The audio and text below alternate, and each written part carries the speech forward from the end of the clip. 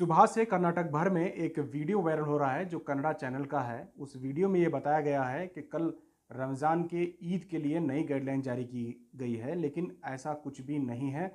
ये वीडियो पिछले साल का न्यूज़ चैनल का है और पिछले साल रमज़ान में ईद के लिए इजाज़त थी, उस वक्त की वो गाइडलाइन है। इस वक्त इस तरह का कोई गाइडलाइन या हुक्म नहीं है। इस बार रमज़ान की ईद उल फित्र की नमाज ईदगाहों में नहीं होगी, मस्जिदों में, आम लोगों के लिए नहीं है। तमाम लोगों को घर पे ही नमाज़ पढ़ना पड़ेगा। नमाज़ पढ़ने के जो तरीक़े हैं वो उलमा इकराम हमें बता रहे हैं।